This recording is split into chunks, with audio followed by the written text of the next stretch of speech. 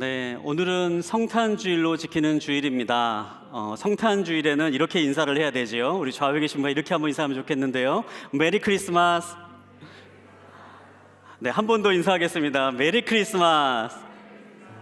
네, 성탄의 축복이 이 자리에 계신 모든 분들과 함께 하시기를 간절히 소망합니다. 이번 한 달 동안 저희가 He is Coming이라는 주제를 가지고 함께 말씀을 나누고 있는데요. 이 땅에 예수님께서 오신 그 첫 번째 성탄절에 예수님을 만났던, 아기 예수님을 만났던 사람들의 이야기를 함께 나누고 있습니다. 첫 번째 주일에는 동방에서 온 박사들의 이야기를 함께 나누었습니다. 여러분 기억하실지 모르겠습니다. 먼 곳으로부터 예수님을 만나기 위해서, 찾기 위해서 길을 나선 사람들이 마침내 예수님을 만나고 큰 기쁨을 누렸던 그 이야기를 함께 나누었죠. 지난주에는 시몬과 안나의 이야기를 나누었습니다. 오래도록 기다렸던 사람들, 하지만 그들이 기대했던 모습과는 다르지만 기대했던 것보다 훨씬 더 큰 선물을 받았던 사람들의 이야기를 함께 나누었습니다. 오늘 함께 나눌 말씀의 내용은요, 성탄절 바로 그날, 첫 번째 성탄절 바로 그날 있었던 사건의 내용을 함께 살펴보려고 하는데요. 예수님께서 이 땅에 오신 그 첫 번째 성탄절에 어떤 모습으로 오셨고 또 거기에 담겨있는 어떠한 의미들이 있는지 함께 나누고 또 묵상하는 시간으로 이 시간을 보내고자 합니다. 예수님께서 주시는 주님을 만난 그 기쁨이 오늘 성탄절의 의미를 나누는 우리 모두와 함께 하시기를 간절히 소망합니다. 오늘 우리가 함께 볼 하나님의 말씀은요, 누가복음 2장 8절부터 16절까지에 있는 말씀입니다. 누가복음 2장 8절부터 16절까지 있는 말씀, 저와 여러분이 한 절씩 돌아가면서 읽도록 하겠습니다. 한 절씩 돌아가면서 읽겠습니다. 한편 목자들은 바로 그 지역 들판에서 살며 밤에 양떼를 지키고 있었습니다. 주의 천사가 그들 앞에 나타나 주의 영광이 그들을 환하게 둘러 비추니 그들은 너무나 두려웠습니다. 천사가 말했습니다. 두려워하지 마라. 보아라, 내가 모든 백성에게 큰 기쁨이 될 좋은 소식을 너희에게 알려준다. 오늘 구주이신 주 그리스도가 다윗의 동네에서 태어나셨다. 너희가 천에 쌓여 구유에 누워있는 아기를 볼 것인데 그것이 너희에게 표적이 될 것이다. 갑자기 그 천사와 함께 하늘의 군대가 큰 무리를 이루며 나타나 하나님을 찬양하며 말했습니다.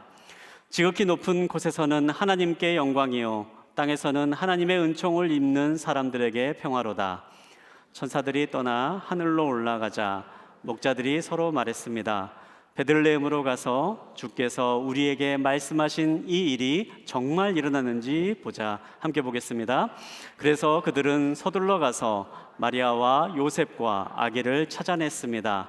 과연 아기는 구유에 누워 있었습니다. 아멘. 2007년도에 워싱턴 포스트에서 워싱턴 사람들을 대상으로 하는 한 가지 실험을 했습니다. 몰래카메라 같은 그런 실험인데요. 그 당시에 세계적인 바이올리니스트고 또 미국인들이 가장 좋아하는 음악가, 클래식 음악가 중에 한 명인 조슈아 벨이라고 하는 사람이 지하철역에서 공연을 하는 것이었습니다. 이 조슈아 벨이라고 하는 굉장히 유명한 음악가가 평소에 연주했던 그러한 옷이 아닌 허름한 복장을 하고 또 모자를 눌러쓰고 자신의 이름을 밝히지 않은 채 지하철역에서 연주를 하면 사람들이 과연 어떠한 반응을 보일 것인가, 이게 살펴보는 그러한 몰래카메라 같은 실험을 진행을 했는데요. 공교롭게도 이날 실험을 했던 바로 그 전날 밤에 이 조슈아 벨이 그 지하철역의 인근에 있는 카네기홀에서 독주회를 열었다고 합니다. 전날까지만 해도 연주회를 했던 사람이 그 다음날 아침 사람들이 출근하는 시간에 지하철역에서 아무도 모르는 채, 아무도 몰라보게 변장을 하고 연주회를 열었던 거죠. 그때 사람들이 과연 이 사람을 알아볼 것인가, 이 사람의 연주를 경청할 것인가 살펴보는 것이었는데요. 약 1시간여 동안 연주회가 진행되는 동안에 약 1070명의 사람들이 지나갔었는데 그 가운데 이 조슈아 벨의 연주를 듣고자 잠시 멈춰선 사람은 불과 6명에 불과했다라고 합니다. 6명의 사람만이 잠깐이라도 연주를 듣기 위해서 멈춰섰고요. 이 조슈아 벨의 연주를 듣고 이 사람을 알아본 사람은 맨 마지막에 단 한 사람밖에 없었다라고 합니다. 불과 전날 밤에 사람들은 이 조슈아 벨의 연주를 듣기 위해서 평균 수백 달러가 되는 좌석에 티켓값을 내고 연주회를 찾아서 들어서 몰려들었었는데, 다음날 아침 지하철역에서 똑같은 사람이 똑같은 악기를 들고 똑같은 곡을 연주했음에도 불구하고 사람들은 그 연주를 그냥 모르는 채 지나갔다라는 거죠. 어쩌보면 사람들이 기대했던 장소가 아니었고 또 사람들이 기대했던 모습이 아니었기 때문에 사람들은 그 연주의 가치를 알아보지 못했던 것 같습니다. 저희가 첫 번째 성탄절의 이 장면을 묵상을 하면요, 어찌 보면 이 조슈아 벨의 지하철역에서 연주했던 그 장면과 첫 번째 성탄절의 모습이 맞닿아 있지 않나, 그런 생각을 해보았습니다. 온 세상을 다스릴 가장 위대하신 왕이 이 세상에 태어난 아주 놀라운 사건이 일어났음에도 불구하고 사람들은 그 사건을 알지 못했습니다. 그리고 그 소식을 들었던 사람들조차도 그 왕을 보려고 찾아오지 않았습니다. 사람들이 기대했던 모습과는 너무나도 다른 곳에서 다른 모습으로 왕이 태어났기 때문이지요. 오늘 누가복음 2장에 있는 말씀을 통해서 바로 그 장면에 담겨있는 내용들의 의미들을 함께 살펴보면서요, 예수님께서 이 땅에 오신 목적과 의미는 어떤 것인지 그 성탄의 장면을 함께 살펴보면서 이 시간에 말씀을 나눠보도록 하겠습니다. 먼저 누가복음 2장 4절부터 7절까지 있는 말씀을 우리 한번 함께 보도록 하겠습니다. 누가복음 2장 4절부터 7절까지 있는 말씀 우리 한번 한 목소리로 함께 보겠습니다. 시작. 요셉도 갈릴리 나사렛 마을을 떠나 다윗의 마을인 유대 땅 베들레헴으로 올라갔습니다. 요셉은 다윗 가문의 직계 혈통이었기 때문입니다. 그는 약혼한 마리아와 함께 호적을 등록하러 그곳에 갔습니다. 그때 마리아는 임신 중이었습니다. 그들이 그곳에 머무르는 동안 해산할 때가 돼 마리아는 첫 아들을 낳고는 아기를 천으로 싸서 구유에 눕혔습니다. 여관에는 그들이 들어갈 빈방이 없었기 때문입니다. 오늘 말씀을 통해서 예수님께서 이 땅에 어떠한 모습으로 태어나셨는지를 우리에게 알려주고 계시는데요, 예수님은 호적을 하러 간 이 부모님 요셉과 마리아의 뱃속이죠. 호적을 하러 간 그 부모님은 뱃속에서 길을 떠나서 베들레헴에서 태어나시게 됩니다. 그런데 예수님이 태어나신 곳은 빈방이 없었기 때문에 구유가 있는 곳, 그러니까 구유가 가축들의 먹이를 주는 그러한 그릇이었는데요, 가축들의 먹이가 있는 곳이었기 때문에 가축을 기르는 축사에서 태어나셨다라는 것을 알려주고 있는 내용이죠. 제가 이 장면을 묵상하면서 아마 여러분들도 매번 성탄절이 되면 이 이야기들을 많이 들으셨을 겁니다. 예수님의 탄생의 이야기를 들으셨고, 뭐 드라마로나 또 여러 연극으로나 또 여러 설교를 통해서 이 장면들을 들으셨고, 이 성탄의 장면에 대한 이미지를 또 나름대로 가지고 계실 건데요, 제가 이 장면을 묵상하면서 가장 먼저 떠올렸던 그런 느낌, 이미지는요, 제가 어렸을 때 봤던 그 성극의 연극의 그런 장면이 떠올려졌습니다. 호적을 하러 예수님께서 예수님의 부모님이 이제 길을 떠나는 거죠. 길을 떠나다가 갑자기 마리아가 산통이 오는 겁니다. 그래서 이제 급히 해산할 곳을 찾아서 가는데, 이제 요셉이 이제 여관이나 집을 막 두드리는 거죠. 하룻밤 머물게 해달라라고 하는데, 가는 곳마다 빈방이 없다라고 이제 그렇게 얘기를 듣는 겁니다. 그래서 다급해진 이제 요셉이 어떻게 구해서 마련한 곳이 이 가축의 축사 마국간이었고, 거기에서 들어가셔서 예수님이 이제 태어나시게 되는 그러한 장면의 이미지, 그러한 이미지로 이 본문에 있는 말씀이 생각나는 거죠. 그런데 우리가 이 장면을 떠올릴 때 한 가지 간과한 내용이 있습니다. 예수님께서 태어나신 장소, 그리고 예수님께서 태어나신 그런 환경들은 우리가 상상했던 것보다 훨씬 더 열악하고 안 좋은 환경에서 태어났다라는 사실입니다. 그리고 예수님이 태어나신 그 가정의 형편은 우리가 상상하고 우리가 그리는 이미지보다도 훨씬 더 가난하고 힘겨운 삶을 살아가는 가정에서 태어나셨다라는 사실입니다. 제가 이제 앞서 이 성탄절 이 본문을 하면서 떠올린 제가 가지고 있는 여러 연극을 통해서 가지고 있는 그러한 이미지들을 설명을 해드렸는데요. 사실 이 본문에 있는 말씀을 한번 깊이 있게 들여다보면요, 조금 다른 부분이 있습니다. 오늘 본문에 있는 말씀 가운데 6절에 있는 말씀을 보면 이렇게 표현하고 있는데요.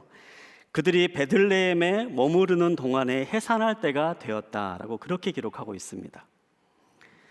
우리가 성탄의 장면을 떠올렸을 때에 갑자기 그 마리아가 이제 산통이 오게 되고 갑자기 방을 구하러 다니다가 빈 방을 구하지 못해서 어쩔 수 없이 마구간에 가게 되는 이제 그러한 그림이 아니라요. 성경에서 말하고 있는 이 예수님의 탄생의 그 장면은요, 이미 요셉과 마리아가 베들레헴에 도착해 있었는데 그들이 머물고 있었던 것이 마구간이었던 겁니다. 이 차이를 여러분 어떤 차이인지 아시겠습니까? 이미 요셉과 마리아가 머물러 있던 곳이 마구간이었던 거예요. 그리고 그곳에서 해산할 때가 되어서 예수님이 태어나셨더라라고 기록된 게 오늘 본문에 있는 말씀이 전하는 모습입니다. 어떤 거냐면요, 우리는 누구나 다 이 아이가 태어날 때가 되면요, 모든 부모들은 아이가 태어난 것을 준비하기 위해서 가장 좋은 것들을 준비하려고 합니다. 저도 마찬가지였고요. 저도 저희 이제 아들이 이제 태어날 날이 다가왔을 때 저희 아내랑 함께 어떤 병원에서 이제 아이를 낳을 것인가 이제 한참 상의를 했었고요. 또 산후조리를 어떻게 할 것인가도 상의를 하고, 또 산후조리원을 선택을 하면 어떤 조리원을 선택할 것인가, 그걸 가지고도요 아내랑 함께 여러 산후조리원을 돌아다니면서 산후조리원 투어라고 하더라고요. 이제 그런 것도 하면서요 나름대로 이렇게 여러 가지 알아보고 조사하고 하면서 저희가 할 수 있는 형편에서 가장 좋은 장소를 골라서 그렇게 준비하고 아이를 낳았던 기억이 있습니다. 근데 모든 부모의 마음은 다 같을 겁니다. 특별히 본문에 있는 말씀을 보면 예수님은 첫째 아들이었다라고 기록되어 있어요. 그리고 성경을 좀 아시는 분들은 아시겠지만 이 예수님은 태어나시기 전부터 이 아이는 특별한 아이다라고 하는 천사들의 계시를 받은 아이였습니다.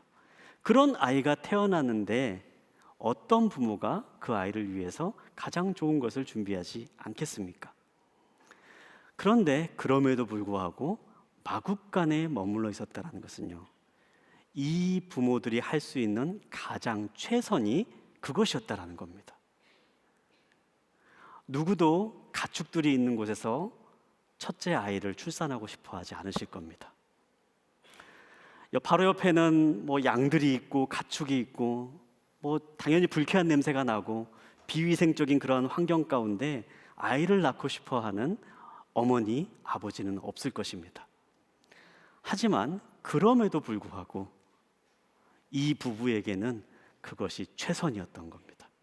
더 이상 나은 선택을 할 수 있는 여지가 없을 만큼 그렇게 너무나도 힘든 형편에 살고 있는 그러한 가정이 예수님이 태어나신 가정이었다라는 사실이죠.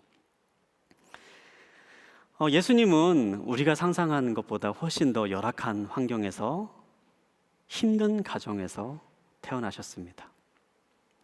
이것이 우리에게 주는 의미는 어떠한 의미가 있을까요?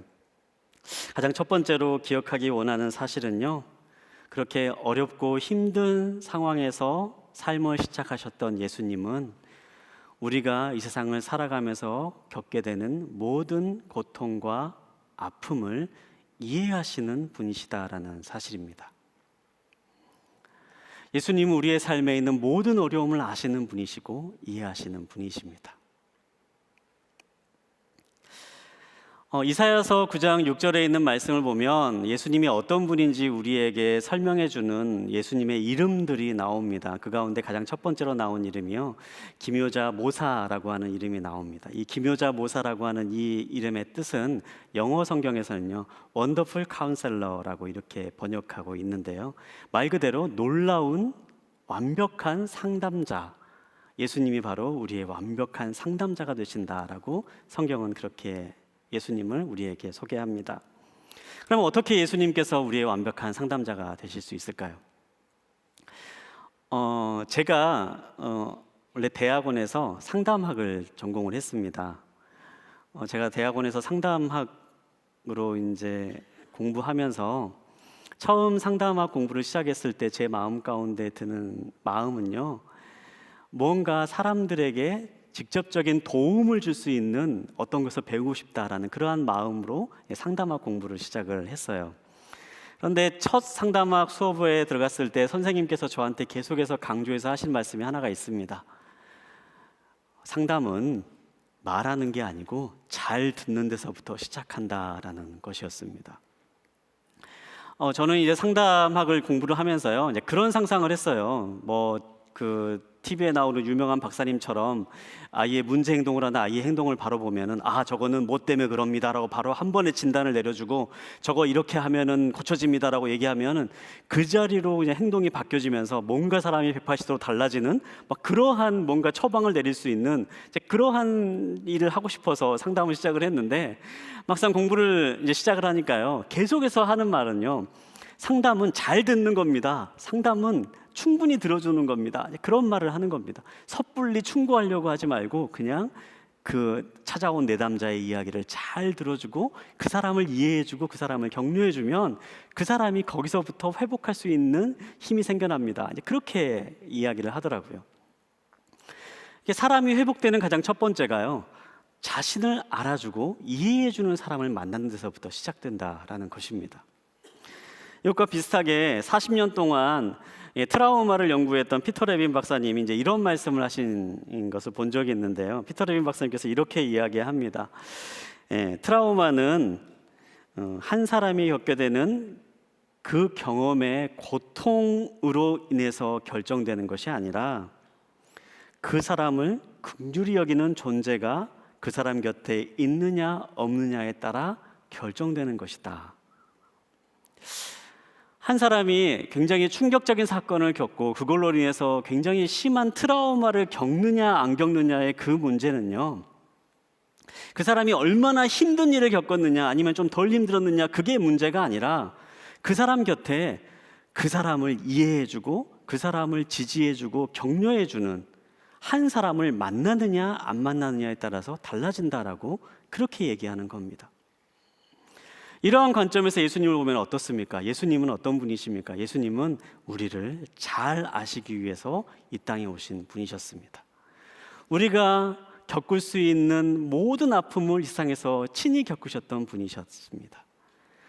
굳이 겪지 않아도 될 그러한 어렵고 힘든 자리에 찾아가셔서 가장 어려운 형편에서 삶을 시작하셨던 분, 그리고 더 나아가서 그 삶의 자리에서부터 시작해서 가장 위대한 인생을 사셨던, 길을 걸어가셨던 분이 바로 예수님이셨습니다. 그렇기 때문에 주님은 우리의 위대한 상담자가 되실 수가 있습니다. 히브리서 4장 15절부터 16절에 있는 말씀을 보면요, 예수님에 대해서 우리에게 이렇게 전해주고 있습니다. 히브리서 4장 15절 16절에 있는 말씀을 제가 읽어드리겠습니다. 이는 우리에게 계신 대제사장은 우리의 연약함을 동정하지 못하시는 분이 아니며 또한 모든 면에서 우리와 동일하게 시험을 당하셨으나 죄가 없으신 분이기 때문입니다. 그러므로 자비하심을 얻고 필요할 때 도우시는 은혜를 얻기 위해 은혜의 보좌 앞으로 담대히 나아갑시다. 예수님은 어떤 분이십니까? 예수님은 지금 이 자리에 계신 여러분이 어떠한 고통을 가지고 있든, 지금 이 자리에서 계신 여러분이 어떠한 삶의 문제를 가지고 있든 그 모든 문제를 아시고 이해하시는 분이십니다.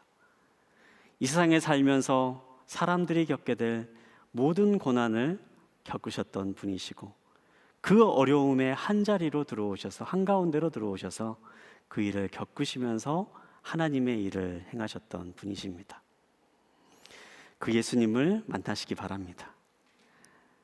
여러분을 아시는, 여러분의 마음을 아시고 여러분의 고민을 아시고 여러분의 고통을 아시고 여러분의 걱정을 아시고 여러분이 가지고 있는 모든 두려움과 불안까지도 이해하시고 아시는 예수님, 가장 좋으신 상담자 되시는 그분을 만나는 은혜가 있게 되기를 간절히 소망합니다. 두 번째로 오늘 본문에 있는 말씀을 통해서 살펴볼 수 있는 사실은요, 예수님은 우리의 모든 문제를 해결해 주실 수 있는 분이시다라는 것입니다. 누가복음 2장 8절부터 12절까지 있는 말씀을 우리 한 번 더 함께 보도록 하겠는데요. 누가복음 2장 8절부터 12절까지 있는 말씀, 저와 여러분이 한 절씩 돌아가면서 읽겠습니다. 한편 목자들은 바로 그 지역 들판에서 살며 밤에 양떼를 지키고 있었습니다. 주의 천사가 그들 앞에 나타나 주의 영광이 그들을 환하게 둘러비추니 그들은 너무나 두려웠습니다. 천사가 말했습니다. 두려워하지 마라. 보아라, 내가 모든 백성에게 큰 기쁨이 될 좋은 소식을 너희에게 알려준다. 오늘 구주이신 주 그리스도가 다윗의 동네에서 태어나셨다.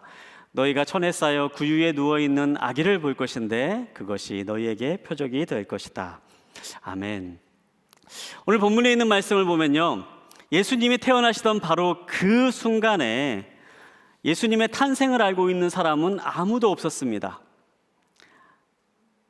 왕의 탄생과는 전혀 동떨어진 장소와 모습으로 예수님께서 오셨기 때문에 이 세상에 그 누구도 하나님의 아들이자 세상을 다스릴 왕이 이 땅에 오심을 알지 못했던 것이죠. 바로 그 순간에 천사가 나타납니다. 그리고 천사가 예수님의 탄생의 소식을 사람들에게 전해주기 시작을 합니다. 그런데 오늘 본문에 있는 말씀을 통해서 우리가 또 한 가지 중요한 사실을 살펴보기를 원하는데요, 이 천사가 나타난 장소와 나타난 사람들을 한번 생각해 보기를 원합니다. 천사는 어떤 존재입니까? 천사는요, 시공간을 초월할 수 있는 그러한 존재이죠. 사실 천사는 어떤 곳이든지 나타날 수 있는 존재입니다. 그랬던 천사가 일부러 나타난 장소는요, 그 장소 자체가 중요한 의미를 가지고 있기 때문에 그곳에 나타났던 거죠. 오늘 본문에 있는 말씀 보면 천사가 들판에 나타났다라고 그렇게 이야기합니다. 그리고 들판에 있는 목자들에게 나타났다라고 그렇게 이야기합니다. 왜 들판과 목자에게 나타났을까요? 어찌 보면 왕이 태어나는 소식을 전하기에는요, 예루살렘에서 천사가 나타난 것이 더 자연스러웠을 거예요. 그리고 오래도록 메시아를 기다렸던 예루살렘의 성전에 있는 대제사장들에게 나타났던 것이 더 어울렸을 겁니다.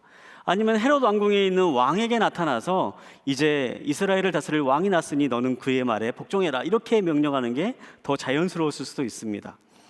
아니면 로마에 태어나서요, 로마의 천사가 나타나서 로마 황제에게 특별한 계시를 내렸으면은 어찌 보면 조금 더 예수님의 사역이 쉬웠을 수도 있습니다. 그런데 천사는 그런 모든 선택지를 다 거절하고 들판에서, 그것도 목자들에게 나타납니다. 목자들은 당시에 가장 사회적으로 존중받지 못한 사람들이었습니다. 이 목자들은요, 당시 이스라엘 사람들 가운데서 가장 무능한 사람들을 상징하는 것이었습니다. 당시 이스라엘 사람들은, 이 목자들은 그냥 아무나 할 수 있는 일이라고 생각을 했어요. 그리고 이 목자들은 워낙 들에서 양을 치고 또 험한 곳에서 험한 일을 해야 되는 사람이기 때문에 그냥 이 목자가 되고 싶다라고 하는 사람은 그때 당시에 아무도 없었다고 합니다. 이 목자가 되는 것은요, 그냥 어쩔 수 없이 목자가 되었던 사람들이 대부분이었습니다. 사회적으로도 완전히 버림받은 사람들이고, 또한 사람들로부터도 지탄받은 사람들이 쫓기고 쫓겨서 맨 마지막으로 선택한 직업이 바로 목자들이었다라는 사실이죠. 그런데 천사는 그 목자들에게 나타납니다. 이 목자들은 바로 구세주가 가장 필요한 사람들이었기 때문입니다. 예수님께서 이 땅에 오신 목적은 무엇입니까? 그것은요, 도움이 필요한 사람들에게 도움을 주시기 위해서 이 땅에 오셨습니다. 이 말을 다른 말로 표현해서 말씀드리면요, 예수님은 우리의 삶에 있는 문제를 해결하시기 위해서 오신 분이셨습니다.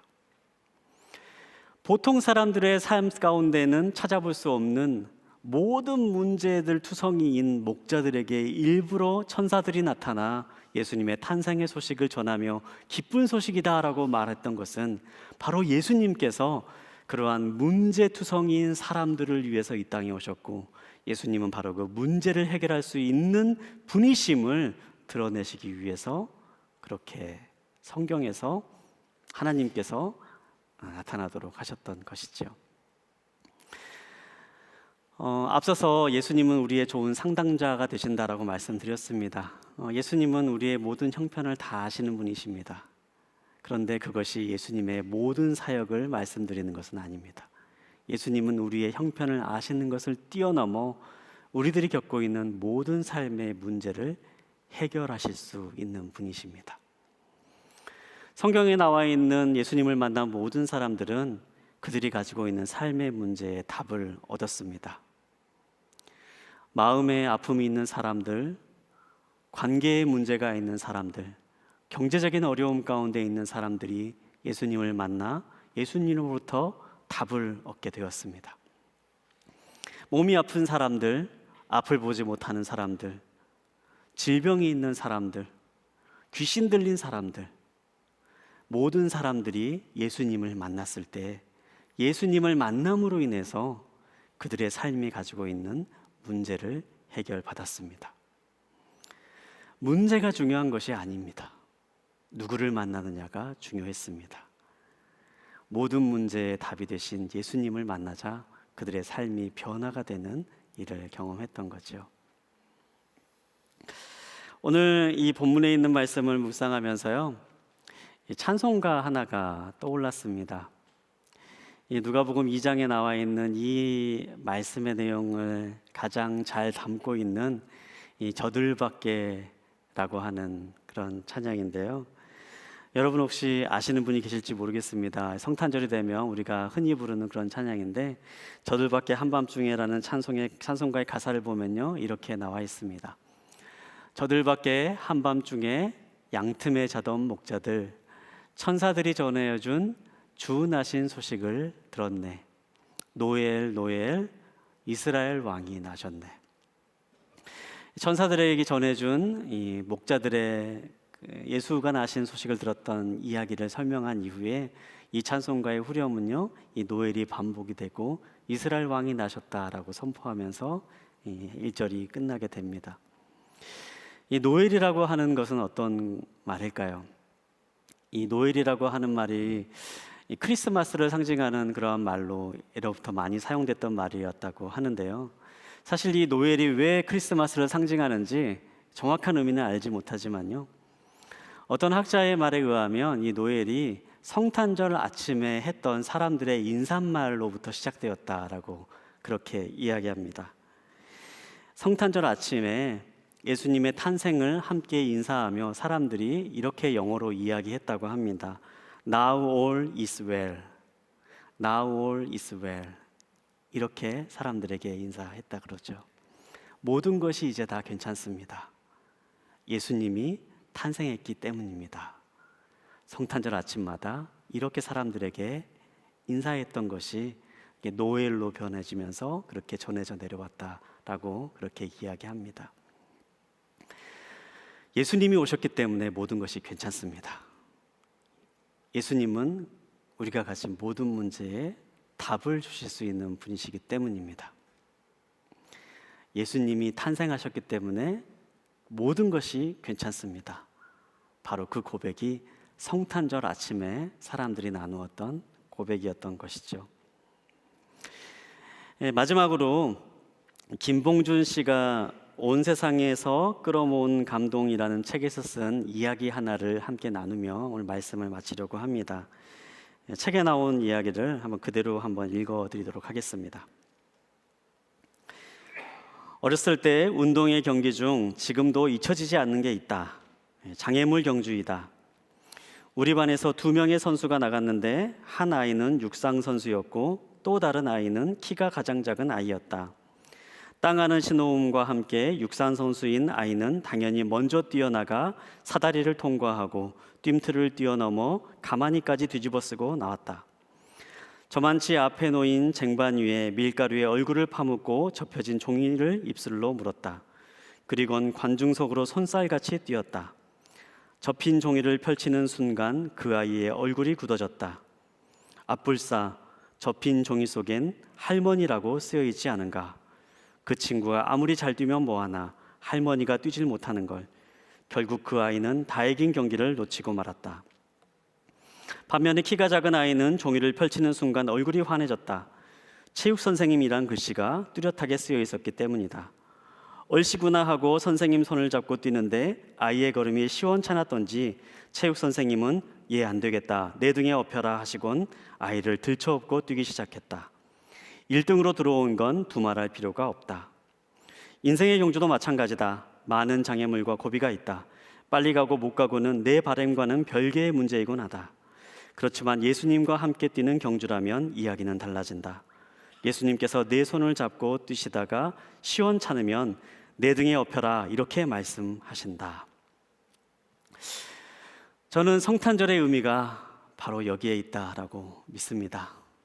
우리의 인생의 모든 문제의 답이 된 그분이 우리의 삶 가운데 오셨습니다. 그분이 오셨기 때문에 우리는 이제 모든 것이 다 괜찮습니다. 그분을 만나시기 바랍니다. 그분과 함께 동행하시기 바랍니다.